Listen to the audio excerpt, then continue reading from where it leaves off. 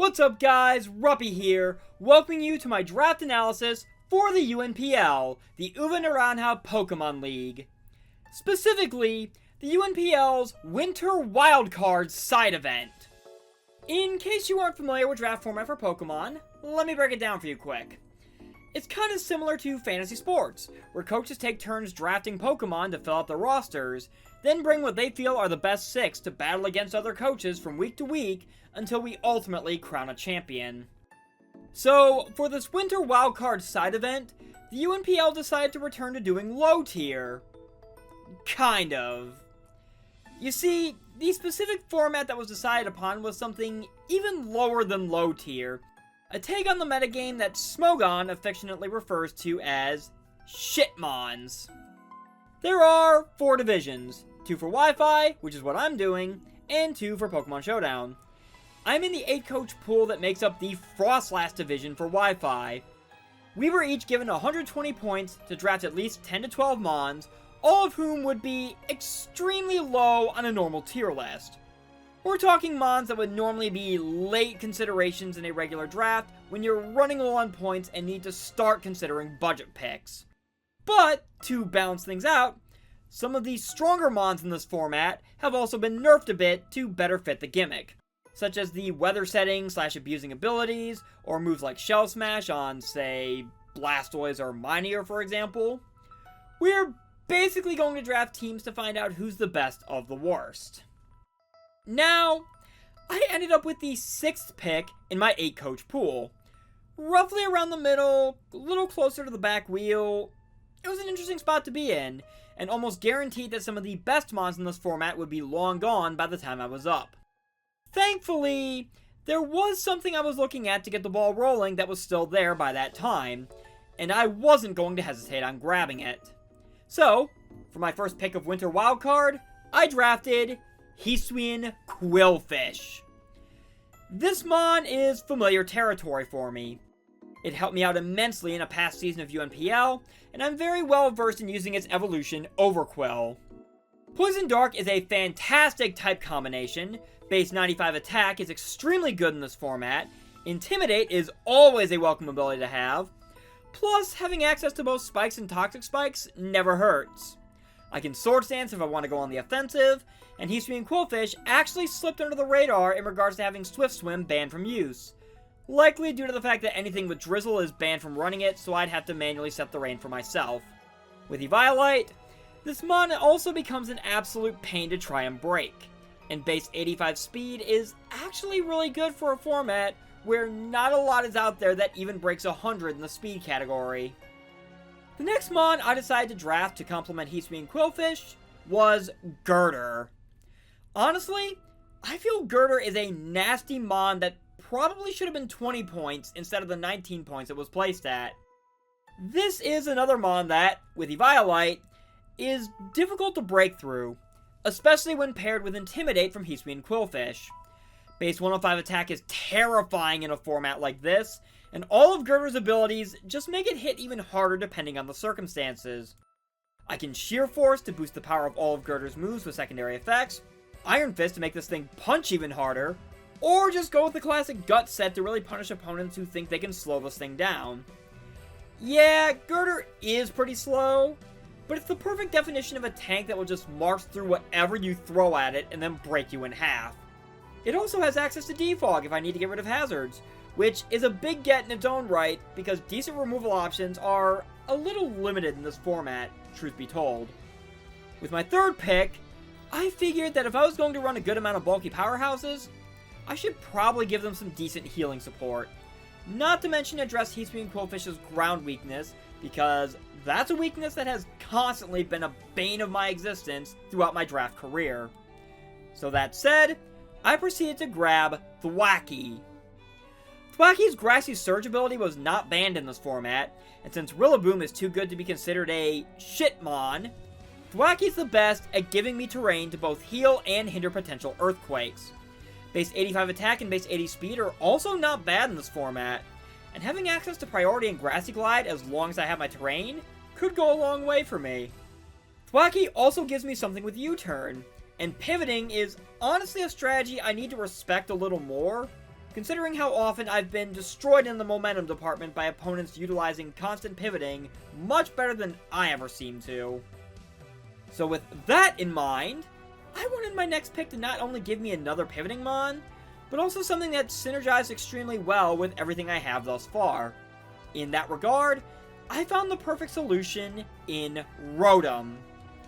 I debated going with Rotom Fan for the extra bulk and offensive power, but Rotom Original honestly addresses all the weaknesses I currently have, while its own weaknesses are covered pretty well by Hisui and Qwilfish. At base 91, Rotom is the fastest mon on my roster right now, and base 95 special attack helps to break up the monotony of raw physical power I've had going on up to this point. The biggest thing Rotom brings to this team is Volt Switch, to pair nicely with Thwacky's U-turn to help me to try to generate momentum and constantly put myself in better positions. Plus, you can never go wrong with a fast electric type, and Rotom is about as fast as they come in this format. For my 5th pick, I wanted to stay with primarily special attackers to try and balance things out, but more importantly, I noticed that I was lacking pretty badly in the special defense department, and I really didn't want to be pulverized by a good special attacker. The best mon I saw available to fit with what I've got so far is Hisuian Sliggoo. Being a steel dragon type in a format like this is actually kind of a nasty type combination, and type-wise, it meshes very well with the roster I've built so far. Base 113 special defense is going to be extremely hard to break through, and base 83 defense is very respectable as well. Hisuian Sliggoo also has some fantastic abilities, such as Sap Sipper to shut down grass types, Shell Armor to block critical hits, and Gooey to lower an opponent's speed on contact and slow them down. With a wide range of special attacking options at its disposal as well, this slimy little snail dragon is a welcome addition to the Columbus Swoo roster. It's at this point that I realize I don't have anything to set Stealth Rocks yet, nor do I have a water type that could benefit from all these grass and electric resists I have going on. So I decided to try a Pokemon that I feel is very underrated and could really shine in a format like this. So, let's welcome Whiscash to the team. This goofy looking catfish boasts a base 110 HP stat along with pretty average stats across the board for everything else, making it kind of a jack of all trades. It can be physical, it can be special, it can set rocks. Its only real weakness is already very well covered, as I said. Honestly, Whiscash makes for both a solid water and ground type for this team in my opinion. Plus, it gets access to Dragon Dance for some reason, which could definitely be a fun option to play with.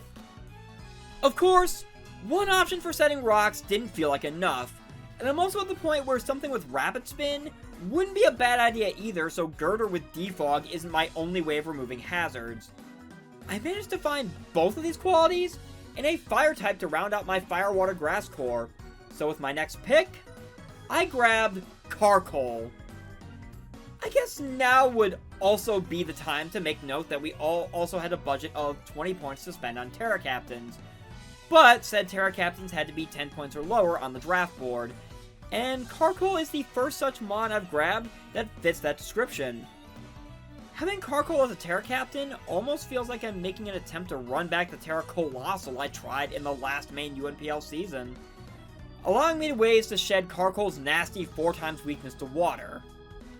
With abilities like Steam Engine to massively increase its speed upon taking a water hit, Flame Bite to punish physical attackers on contact, and Flash Fire to absorb fire attacks and power up my own, not to mention solid defensive stats bolstered by potentially Violite, I think Carkol has the potential to succeed for me where I failed with Colossal.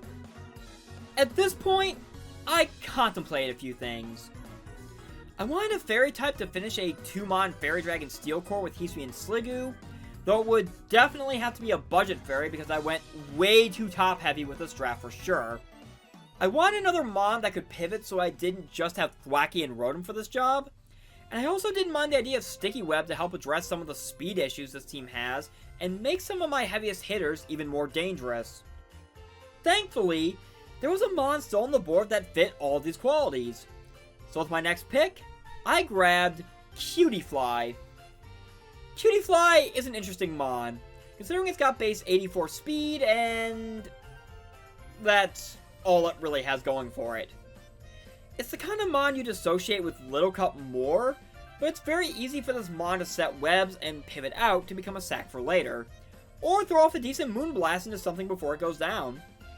The few things it has going for it are things it does well, and I think that could go a long way in supporting the rest of my team. I only have 7 points left by this point, and since I didn't plan on making Qwilfish a Terra Captain even if it fits the points requirement, I needed to grab my last possible captains now, and I needed at least 2 mons to meet the minimum roster size of 10. I contemplated a few options, but ultimately, the first mon I settled on as a second Terra Captain with my remaining points was Gothita. Now, here's an interesting note. Gothitelle is banned from this format because it's considered too good. Gothorita, the middle point of this evolutionary line, is explicitly banned from running Shadow Tag if it's a Terra Captain. This same restriction does not apply to Baby Gothita, so I could easily trap something and try to take it out if need be.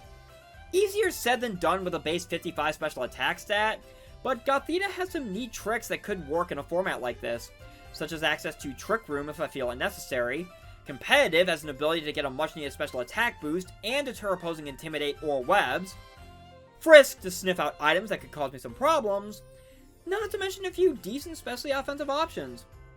I think Gothita will make for an interesting Terra Captain to try.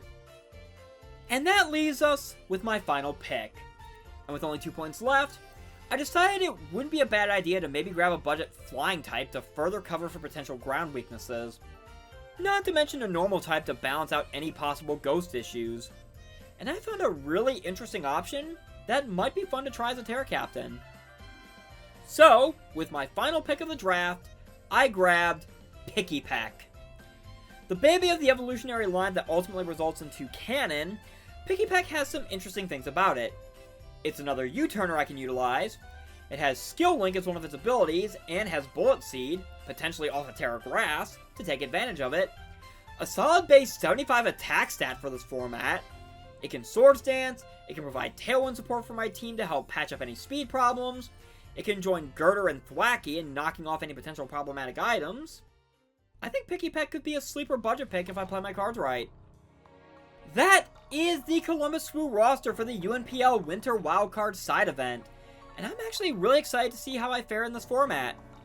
Low tier stuff has always been where I seem to thrive the best, as backed up by the low tier championship I racked up in a previous UNPL side event, and a lot of these mons are going to be fun to figure out what I can do with them. Hopefully you will follow us along on our journey to try and notch one more championship while Scarlet and Violet still has some life left in it before the inevitable release of Pokemon Champions. Thank you all so very much for watching. I have been Ruppy, and my Columbus Swoo and I will see you guys next time. Take care.